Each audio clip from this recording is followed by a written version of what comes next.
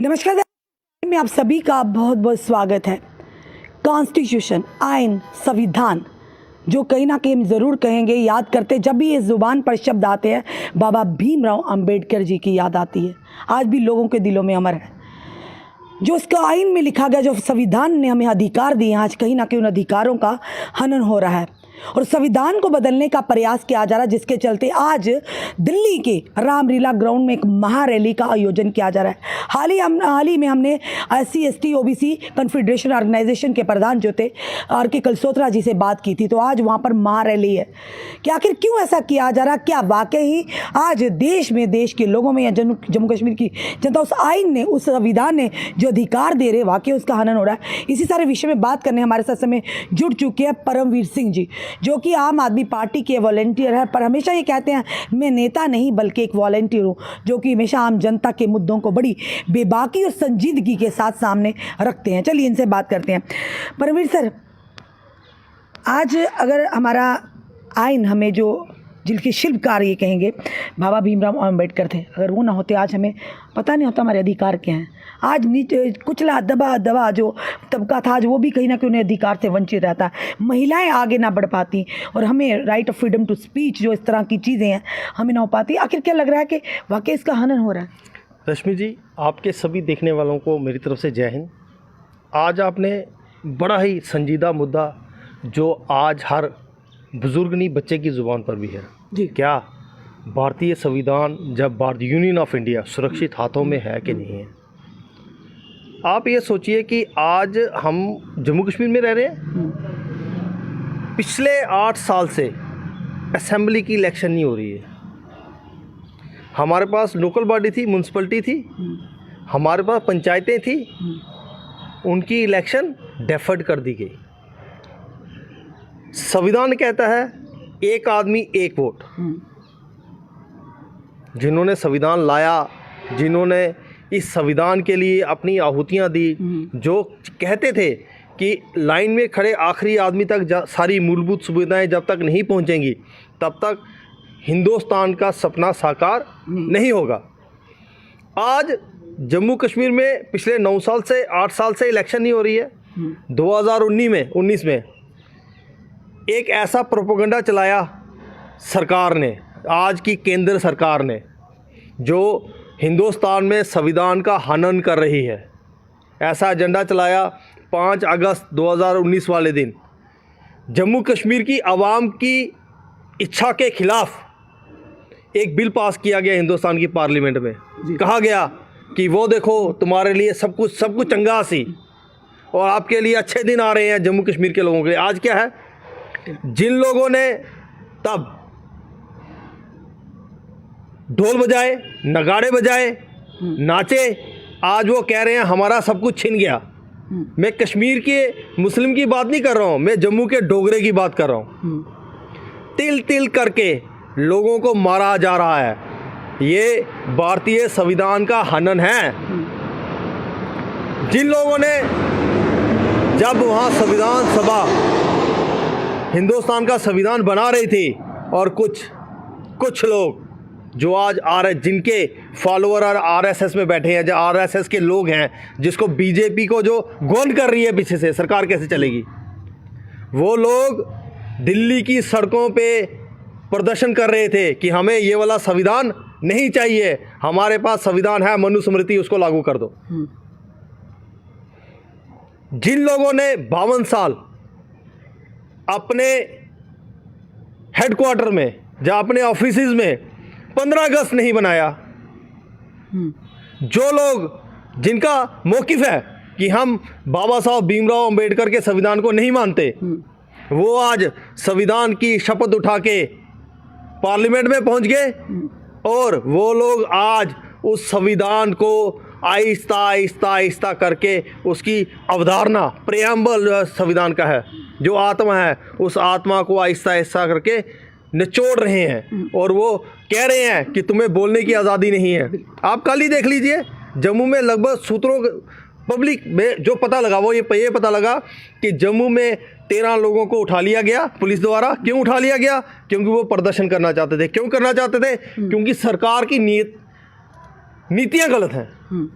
Democracy में जीने वाले लोग, जी उनको उठा लिया जाता है कि आप प्रदर्शन नहीं कर सकते, आप सरकार की नीतियों के अगेंस्ट नहीं बोल सकते। यहाँ राजशाही नहीं है, लोकतंत्र है। पर उसके बावजूद भी लोगों को प्रश्न उन पे को प्रतिबंध लगा दिया गया कि कोई नहीं बोलेगा। सरकारी मुलाजमों को तो वैसे ही लगा दिया। अरे अब जो भी कोई आवाज़ उठाता है उठा के पुलिस द्वारा से उठा लिया जाता है। अरे फिर आप देखिए, सरकारी मुलाजम किसी का बंधुआ मजदूर नहीं है, किसी पॉलिटिकल पार्टी का, किसी सरकार के बैठे आदमी के पास जो सोचता है कि मैं ऑटोक्रेसी चला रहा हूँ। ऑटोक्रेसी नहीं है, डेमोक्रेसी है। सबसे छोटे आदमी की आवाज़ सबसे ऊंची है, सबसे बड़े आदमी को दबी आवाज़ में, नीची आवाज़ में छोटे आदमी के साथ बात करनी पड़ेगी। आप जम्मू में देख लीजिए, लोग कह रहे हैं हमें स्मार्ट मीटर नहीं चाहिए, ये कह रहे हैं हम लगाएंगे। जी बैंक लोन लिया इन्होंने जम्मू स्मार्ट सिटी लिमिटेड के नाम से। अब लोगों पे कह रहे हैं प्रॉपर्टी टैक्स दो, क्योंकि इन्होंने बैंक का लोन देना है। लोन देना बिल्कुल लोगों ने कहा था बैंक से लोन लेके कराओ, डेवलपमेंट करो। हमें नहीं चाहिए ऐसी डेवलपमेंट। हमें टैक्स पेयर का जो पैसा है वो टैक्स पेयर पे लगना चाहिए। भारत के संविधान की खूबसूरती ये है, जब संविधान बनाया गया तो कहा गया कि हम तुम्हें मुफ्त और सरकारी शिक्षा देंगे, सरकार की जिम्मेदारी है। हम आपको इलाज मुफ्त और सरकारी देंगे, सरकार की जिम्मेदारी है। आपके घर के बुजुर्ग को उसकी सारी देख रेख सरकार करेगी। पर अभी दे तो रहे हैं, मोदी जी ने ऐलान तो किया है। कहाँ किया? कि अगले 5 साल तक अब मुफ्त में जो 5 किलो राशन मिलता है। अरे भाई साहब, 5 किलो राशन से महीना निकल जाता है, और ये तो स्कीम ही गलत है 5 किलो राशन वाली। कैसे गलत है? देखिए आप सुनिए, दुनिया में हंगर इंडेक्स है, दुनिया के सभी मुल्कों में उन्होंने एक हंगर इंडेक्स बनाया, किस मुल्क के लोगों को कितना कितना अनाज मिल रहा है। मेरे ख्याल से हिंदुस्तान नीचे से तीसरे नंबर पे है। जी मोदी जी 5 किलो राशन दे रहे हैं, तो दुनिया कह रही है तुम सबसे निचले आखिरी पायदान में तीसरे नंबर पे हो, तुम्हारे वहाँ लोग भूखे मर गए हैं। मोदी जी, ये सरकार को बताना पड़ेगा कि यहाँ पर 5 किलो राशन देने की ज़रूरत क्यों है। अगर 5 किलो मोदी जी कह रहे हैं मैं राशन दे रहा हूँ, इसका मतलब कि हिंदुस्तान में काम नहीं है। आपके नौकरी की, आपके घर की, आपके माल की जिम्मेदारी गवर्नमेंट सरकार की होगी। इसलिए हिंदुस्तान में जुड़ो, यूनियन ऑफ इंडिया में आओ। इसलिए लोग 568 रियासतें यूनियन ऑफ इंडिया में जुड़ी। क्यों? क्योंकि उनको, पब्लिक को पता था। जी और तो और सोचिए, जम्मू कश्मीर का शेख अब्दुल्ला मुसलमान, वो कहता है मैं पाकिस्तान के साथ नहीं जाऊंगा, मैं हिंदुस्तान के साथ जाऊंगा। क्यों? क्योंकि उसको पता था वेलफेयर स्टेट है, लोगों के लिए स्टेट है, एक आदमी को एक वोट का अधिकार है, लोगों की आवाज़ को सुना जाएगा। लेकिन पिछले 9 साल से ऐसा अडंबर रचा गया कि आहिस्ता आहिस्ता करके उस संविधान को ही ख़त्म कर रहे हैं। जी आप ये सोचिए, जो जम्मू में एक्साइज पॉलिसी लागू हुई है, जम्मू कश्मीर में जो लागू हुई है, और जो दिल्ली में लागू हुई, उसमें सिर्फ 10% का फ़र्क है पॉलिसी में। दिल्ली में नेताओं को अंदर कर दिया जाता है। माननीय सुप्रीम कोर्ट कहता है कि ये जो कि तुम्हारे पास इसके लिए सबूत लाओ। ठीक है, सरकार कहती है नहीं जी नहीं, हमने इसको बेल दे दी तो ये सबूत ख़त्म कर देगा। माननीय सुप्रीम कोर्ट कहता है कि आपने 550 के 8 गवाह रखे हैं, इसको तो 20 साल लग जाएंगे। चलो आपकी बात मान ली हमने, आप 6 महीने में ट्रायल ख़त्म करो, अगर ट्रायल ख़त्म नहीं होता तो हमारे पास वापस आओ। सोचो कि सरकार को सुप्रीम कोर्ट के जजेस कह रहे हैं कि भाई तुम तो ज़बरदस्त इसको फंसाने के लिए रखा है तुमने। चलो ठीक है, तुम्हारी बात मान लेते हैं, सबूत ख़त्म हो जाएंगे, वो ये हो जाएगा, कोई बात नहीं, 6 महीने और ले लो। आम आदमी पार्टी उसके लिए तैयार है, जी ले लो 6 महीने। 6 महीने के बाद दूध का दूध पानी का पानी तो हो जाएगा। सेम एक्साइज पॉलिसी आपने जम्मू में रखी है, जम्मू में कोई नहीं पकड़ा गया। क्यों नहीं पकड़ा? अगर दिल्ली में अगर करप्शन हुई, सेम पॉलिसी जम्मू कश्मीर में है, तो जम्मू कश्मीर में भी करप्शन हुई होगी। फिर इसका मतलब वो किसने खाई? किसने खाई? वो आरएसएस के लोगों ने खाई, बीजेपी के लोगों ने खाई, होम मिनिस्ट्री ने खाई, पीएमओ ने खाई, एलजी ने खाई, सभी बीजेपी के लोग हैं। पर आखिर बिल्ली के गले में घंटी कौन बांधेगा? सवाल तो बड़ा ही। अवाम, जी अवाम के हाथ में सिर्फ एक दिन है, वोट है। बिल्कुल, वोट की चोट लगेगी तो ये वोट की चोट से ही डरते हैं, और ये दूसरे डरते हैं धरना प्रदर्शन से।